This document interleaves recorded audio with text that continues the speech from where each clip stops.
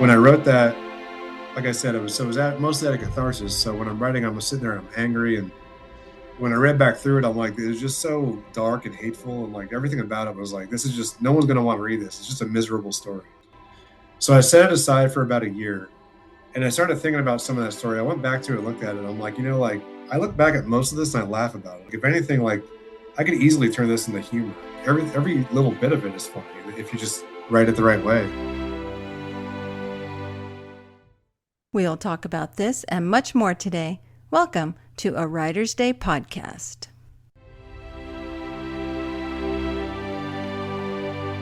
Hey everyone, welcome back to Writer's Day podcast. My name is Ruth Douthit, and I'm an award-winning multi-published author of books in various genres. And I'm super excited to announce Book 3 in my Desert Shadow Suspense series is out in the world right now. It released yesterday. Fatal Truth is the final book in the series. So get your copy today on Amazon and leave me a review on Amazon and Goodreads. I'd love to know what you think of the story, the final story of the last investigation of Emma and Liam as they try and solve another murder mystery without getting killed. I love writing suspense. And writing this series has been a challenge, but a welcomed challenge, because I really believe in growing as an author. And so challenging myself is a big part of that. I've really enjoyed it. So head over to artbyruth.com today to learn more about my other books, my upcoming projects, sign up for my newsletter, and you can see my artwork there as well. And listen to podcast episodes at artbyruth.com. And if you sign up for my newsletter, I'll send you a PDF copy of my novella, The Letter Opener, which is also a suspense novella, and it'll give you a taste of my writing style. And if you like today's episode, please consider subscribing to my YouTube channel, following me on Spotify, and leave me a comment. I'd love to know what you think of today's episode. And what's my next coming project? Well, I've written a nonfiction book called Ask Why, Discovering Purpose and Perseverance Through the Questions That Shape Us. This has been such an interesting project, very fascinating to look back on my life and the why questions. I work through, motivations that drive our decisions, how to align your goals with your values and faith, and finding purpose, even in seasons of uncertainty. So the people have asked me, why did you become an author if you're an artist? Why do you paint? Why do you podcast? Why do you run those long distance races? So I thought I'll put it all together in a book to answer those questions and more, where you can learn how to ask those questions of yourself. Why are you doing what you're doing? And wouldn't it be amazing that one simple question could change the direction of your life? Ask Why releases September 7th and is available for pre-order right now on Amazon. Okay, let's get started.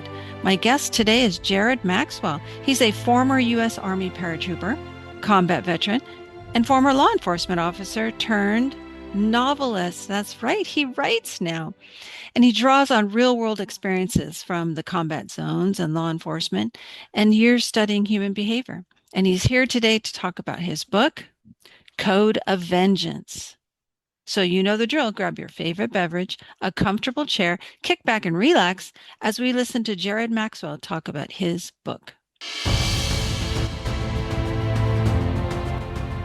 Hey everyone, welcome back to the podcast. I'm super excited to have Jared Maxwell here with me today to talk about his books. Welcome, Jared. Thank you. How you doing today? Sure. And why don't you start off by telling my listeners a little bit about yourself, and then we'll talk about Code of Vengeance, your newest book. All right. I'm Jared Maxwell. I'm an author. I've been an author for quite a long time, actually. But I grew up around the film industry and storytelling, so I ended up not really going down the same path as all that. But I ended up going into the military. I was in the Army for 9 years. In that time, I did 35 months in combat. And then after the military, I had gotten out and I ended up going into law enforcement for a while. And I did that for 11 years before I finally basically got tired of it. And now I am pretty much a writer full time. Wow, that is quite a different transition there between author, film industry, and then military. So I like to ask my Mhm. guests why. So why did you leave the film industry and go into the military? Well, I wasn't in the film industry. I grew up Oh, around it. you I grew up around it. Okay. Yeah, my parents were in the film industry. My dad was in the film industry. My mom was a Broadway performer. So, Oh, wow. dad was a producer and audio engineer. And then he did kind of a jack of all trades when it came to that. But um, my mother was on the performing side, and they pretty much saw me as doing some kind of film industry niche. And I got pretty good at like I like the behind the scenes stuff, but I got really interested in storytelling at the time. And that was kind of where my interest lied, not in the performance like my mother did. But the reason I go into the military was because 9/11 happened in my senior year in high school. Oh, And that was, the class of 2002 was essentially the military class, like pretty much yeah. everyone that had that happen in the senior year. So I still wasn't sure where I was going immediately after high school, so it just kind of made sense. I was joining the army. So yeah, that pretty much the reason that I went in was mainly because of 9/11. My family's from New York originally, so it kind of hit home. Oh, wow. Yeah. Wow, that's huge. Yeah, I know a lot of young people joined after that incident. So Definitely. how did it affect your parents? I mean, did they think that you were going to go into the creative arts area too, like writing or Broadway or something? Kind of. They were kind of like raising me for that because I was helping out with dad's business and I was taking acting classes and that stuff, and just none of it really Oh. interested me that much. It was more like the idea of telling stories was more what I liked, and I got to know like the guys that worked with my dad who did like the script writing and or screenwriting and the storyboarding and stuff like that. Hmm. So that was kind of where my interest was lying. But by the time I was graduating high school, though, my parents had divorced, so I wasn't really in that normal household anymore. It was kind of a mess at the time. So it ended up I was living with mom, and she just, I mean, basically at 18, she really just wanted me to get the hell out of her house. So it just it kind of just made the most sense. Oh, wow. Okay. Well, that sounds almost like a book character, actually, your life Yeah. story. Well, so then you transitioned to writing, and did you take classes for it, or what did it just come naturally for you? I had already been pretty good at storytelling. I needed training. So yeah, when I went to college, I was studying creative writing and English. Oh, So that's okay. Yeah. generally where I learned it. The Some of the storytelling I learned from the people that work with my father, but the actual learning how to format it and sentence structure and actually writing was what I learned in college. Hmm. Do they have you read a lot of books too? In those college courses, like for writing, Yeah. no, It they was well a mostly little bit. just You do yeah. read a little bit, but it's more on the writing side of it. But that's Yeah, also exercise. Yeah. you have to have your what do you call it? Your not the electorates, the regular the general studies. You have Oh, to have yeah. all those, Yeah. and because of that, you have to have literature and all that. So you already have like some literature experience. Hmm. You go into that, so that you should be able to kind of understand some of the books we're talking about. But the most you really read is like maybe a full chapter out of a book or like about 10 pages out of a screenplay kind of thing. Yeah, to analyze it and look for the Yeah, plot you're kind elements. of looking, Yeah. yeah, basically like how the structure is, and Yeah. but most of college creative writing is more like really just learning how to get behind your computer or your typewriter and typing or writing. So they would Yeah. spend most of the time making us sit there and just write something. It didn't matter what it was, just whatever's on your mind, just start writing. And That's then neat. Yeah. after a while, you would form it into a story, and then you started learning how to write characters and all that stuff. So it was pretty fun for me. I liked it. Yeah. It's funny because it's your life story is very similar to my husband's. He was an artist and an art Mhm. major, and then he joined the Marine Corps, and we are all looking at him like, "What? what are you doing? You're an Yeah, it artist. happens You're all not, the I know, time. but he did so well though, but it was a shock because we thought he was more of the art. He was heading toward the art, industry. And then he threw a wrench into everything and joined the Marine Corps and left us all scratching our heads like, what is he doing? But it worked out well for him. So Yeah. your life in the military had its ups and downs, all those combat tours. Oh my goodness. So when you came home, is that when you went to college and decided you were going to do writing? Did you use like the GI Bill or? Yeah, so I was on the GI Bill, and I actually still didn't know what I wanted to do. All I knew was Mm, that, I mean, I was really struggling with a lot of post-traumatic stress at the time. sure. I had, a lot of friends died when I was deployed and everything, so I was really going through hell. So my thing was I just needed some kind of structure, and I just figured I would go to college and figure something out. So I just started. I was good at writing, so I figured I would study creative writing and English. Did you find So that that's what I'm writing? doing. Yeah, did you find that writing was therapeutic? Like it helped you process things?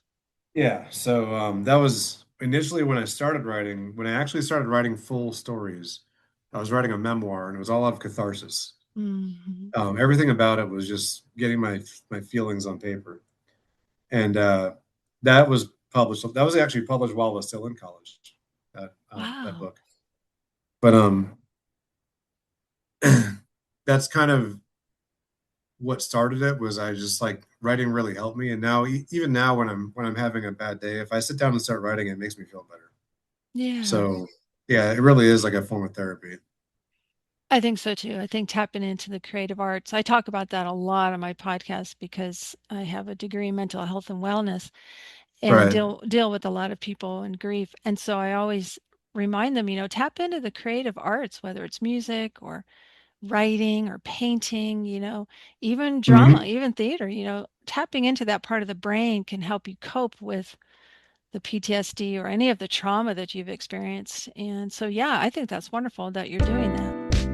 Yeah, for sure.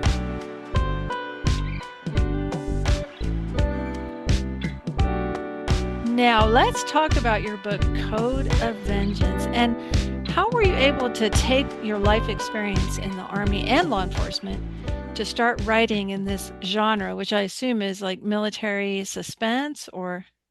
No. Um, Code of Vengeance is actually a dark comedy. Oh, is it Um, really? Oh my goodness. it's uh, it's so w- its actual genre would be crime noir. Okay, So crime it's noir. very much Gotcha. it's actually a crime epic is what it is. It's written on an epic large scale. It's like the classic crime epics like The Godfather and stuff like that. Hmm. But it's more like police procedural. There is a little bit of military reference in it, but it's mostly police procedural, and it's what I call Florida noir is the genre that I coined for it because there was really no name for the actual genre for it. The reason I call it that was because basically the entire book is a dark comedy, but it takes on very serious things that I actually saw when I was a cop, where like corruption, people abusing authority. Mm, It's all kinds of that stuff. Very dark themes. People, losing their entire lives to someone basically using them as a scapegoat kind of thing. mm, And then also the absurd situations that I found myself in on a daily basis, especially in Florida. Even just living in Florida, this place is weird, and there's always some crazy headline that people think isn't real, and I'm like, no, that's literally just a Tuesday here. This is the way it is. yeah, those So Florida I man took all of coasts. that exactly. I took all of that, and some of it. So it's all fiction, but it's all like some of these are actually based on some like close to real situations that I've seen. And I basically put it all into a story that is about corruption and vengeance, Mm, and it actually and extreme violence too. It's actually there's some pretty nasty situations with murders and stuff like that in there. And then to top it all off, it's all under the like this blanket of dark comedy where like something really god awful can happen to someone, and at the same time something so absurd is happening simultaneously that you're having this uncomfortable laughter come out of it. That's the idea. I could see Like, Brad Pitt starring in a movie like that. Brad Pitt and exactly. yeah, that sounds hilarious. Kind of like, Well, did you ever watch the television show Barry? no, I never Um, did. I remember it, but I never saw it. It's like that that. one was, yeah, the comedy I'd say is kind of like that, where it's like it's absurd and you can't stop laughing, but it's also like that. I just saw someone get decapitated and I'm laughing, that sort of thing. Yeah. You're like, why Like, am I laughing? There's something wrong with me. That's funny. Oh my goodness. yep. So what drew you to that genre? I mean, you would think former military, former law enforcement, you would go strictly with crime, suspense, but what drew you to that genre to create like your own genre? Did you like So, war films or? I was already writing some thrillers and yeah, I wrote a little bit of military action and stuff like that. I actually wrote a suspense thriller that was about one of the areas I was in Afghanistan. Mm, Um, but that kind of stuff, like the tactical military stuff, it kind of bores me, to be honest. sure. I've just seen so much of it that it's just like something that I've been through, and I'm like, I don't know, it's really not that much interesting to me personally. Um, the idea of uh, morally gray protagonists is more like something that I like doing. Mm, So even if I write something that's military related, it's something like to do with that. So like the typical like the actual the classic theme of noir basically is what I like. yeah. The Yeah. dark, dark themes with morally gray and damaged people basically. So my minor in college was psychology. So I'm like one thing that I'm really interested in is introducing abnormal psychology into my writing. Mm, So there's always some kind of human behavior that you notice when you're in there. Like when you're following a character, you can see that there's like definitely some kind of mental illness that can be behind something. Um, like one of the books I wrote was pretty much all about PTSD. It was kind of a military theme. But so Code of Vengeance, uh, I started writing that one out of catharsis, and um, that was because when I left law enforcement, I was very angry for a long time. Um, about like I said, I saw a lot of the institutional rot that was going on, and yeah. um, so I just wrote basically a book that mirrored some of the situations that I found myself in or others, and wrote it as what happens if like law enforcement decides they're going to create something that the one thing they should be afraid of the most, right?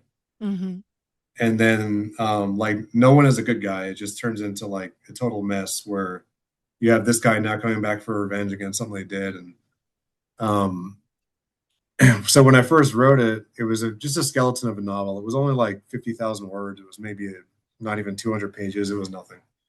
And but it had the idea down, right? Where the whole vengeance idea, where this guy becomes a murderer and it's someone they should be afraid of. He's ex-military and also he's been a cop for like 10 years, like so he knows like everything about what they do and all their procedures. So it's just like the most terrifying person imaginable for them to have come after them after what they did. When I wrote that, like I said, it was mostly out of catharsis. So when I'm writing, I'm sitting there, I'm angry, and when I read back through it, I'm like, it was just so dark and hateful, and like everything about it was like, this is just no one's gonna want to read this. It's just a miserable story, Mm, like it yeah. really was. So I set it aside for about a year, and I started thinking about some of that story. I went back to it, looked at it. I'm like, like I look back at most of this and I laugh about it. I'm like, if anything, like I could easily turn this into humor. Like every little bit of it is funny if you just write it the right way. So I sat back down and I revamped the entire thing, and it turned into, as I said, it's an epic now. It's 110,000 words at 443 pages, I think it is. Wow. And it follows a long arc of some very dark themes, but it's also just, I mean, I had to sit back and take a break on a lot of the writing I was doing for it because I was laughing too hard. It was some of the funniest things that I've ever put on paper, and I like even I just couldn't stop laughing when I was writing it. I'm like, okay, I got to take a break for a minute. Like this is too absurd. Like, so so it came out to exactly what it should be. Is it's a dark comedy, and it's Florida noir is what I call it. Sure. Yeah, that sounds interesting. Who's your main Yeah. character in the story? Uh, for Code of Vengeance, there's kind of two, but the primary protagonist would be the male main character. That's Curtis Ashford. He's a detective of about 12 years, and prior to being a detective, he doesn't. We don't get to learn much about his past. Um, you just hear him talk about, yeah, I was a ranger. That's all he ever says, like an army Mm, ranger. yeah, So the reason that I did that was because uh, people hear like the term Navy SEAL and stuff like that all the time, right? Because all the Navy SEALs get book contracts as soon as they go to BUDS. sure. Um, so no one hears about the guys that like the actual war fighters, which the ones that like really go out there and kick in doors all the time. Hmm. And the ones that have done the most work are the Army Rangers. People don't realize that because they don't advertise it. But the highest number of raids, high value individuals that were captured, and kills that happened during the global war on terror were all the Army Rangers. Yeah. So one reason I did that was because you don't hear about it much. So if he just says I was a ranger, everyone just kind of says whatever that means. Like no one really thinks much of it, right? So we find out as the story goes on that when he was a ranger, he wasn't just a direct action guy. He was in one of the Ranger Delta companies, which are called weapons companies. That's where they have like the special weapons, guys that are specially trained for certain things. In his case, he was a sniper and he was trained on a task force for sabotage work and improvised munitions, and has acquired basically his own stockpile of C4, det cord, and just basically probably about 50 pounds worth of explosives that have just kind of accumulated in his personal inventory for like the longest time. So it's a guy that's quiet and reserved, but like he's also the type that if you were to push him over the edge, you would be basically allowing someone to declare a small war against you. Wow. So he's also he's based on some flaws that I've had over time, but he's kind of more heavily flawed though. Basically, the idea is that he has no family. His only family is the sheriff's office that he works for, um, and he desperately wants connections. So he's constantly dating and finding himself in toxic relationships. Oh no. Um, so because of that, we see that as the novel progresses, he's not only being politically targeted, but he's also a victim of narcissistic abuse. And basically, it turns into a whole spiral. And so that turns into absolute chaos, without, I think that kind of goes without saying. But you combine that with the chaos of Florida as well. In this case, it's tourist season in Florida. It's spring. Warm season starting again, which means that we're going to have alligators and mosquitoes and tourists that are driving, rear-ending semis and stuff like that, driving into the Mhm. ocean by accident. So I don't know how that happens, but um, drunk people, high people, naked people, and then you're also going to have the daily biblical thunderstorms that we get down here. Which, Yeah. yeah, we just uh, had one earlier today, and yeah, it was just your typical. Okay, it's everything's going to be sunny and hot, and then it's going to turn into flash flooding and lightning and chaos and tornadoes and things exploding. And then it goes away in 20 minutes and goes right back to sunshine. And everyone pretends like nothing ever happened. And Wow. that's basically the spirit of the book. And then you throw in some gators in there too, right? Alligators There are causing definitely trouble. gators in the book, yeah, in very funny situations too. Well, that's amazing. It sounds like your character is very layered, and that's good that he's flawed. Readers like to read about flawed characters Yeah, because he they can is. He's relate to him, right? Yeah, absolutely. He definitely has feels very human. That's great. The other main character is his partner is a female main character, not his girlfriend, but his partner at work. She's a cop, and she's also flawed. Uh, her flaws are more along the lines of like she was in the same situation that Curtis was in a long time ago, where she was dating another cop and the guy was basically abusing her, and she decided she didn't want to date anymore. So her life has turned into, all I care about is going to work, coming home, and hanging out with my dog and drinking wine while watching Netflix. Right, that's her entire life. Go to work, go to the gym, go home. And you see along the line that how lonely she is and everything, and her only real connection is this guy Curtis, her partner, who is in a downward spiral at the same time, if that makes sense. Yeah, that Yeah, sounds like a good blend of two characters and their situations coming together. definitely. Well, Code of Vengeance is out in the world today, listeners. So head over to Amazon and get your copy today and leave Jared a review. Let him know what you think of the story after you read it. Reviews really help us authors. So be sure you do that. And Jared, what's coming next for you down the road? I've got a few personal things that I'm working on for a new career, but kind of more part time, because I'm really just writing full time right now. Wow. So that's one thing, but I have more books in the works. As far as writing, I'm working on a trilogy of standalone novels right now. They're not the same theme. They're actually more on the geopolitical side and a little bit more on the military side to some extent. Okay. So one is the very first one is a espionage romance, which actually has noir tinge as well, I'd say. So, yeah. Well, that sounds great. Well, listeners, you can head over to Amazon and follow Jared at his page, his author page. That way, when his next project releases, you will be notified. That's what I love about Amazon author pages. I love to follow authors for that reason. So head over to Amazon and follow Jared. And wow, this has just been so fascinating. I wish you the best of luck on your upcoming projects. And I would love to be able to write full time. Can't do it just yet, but someday soon. And but thanks.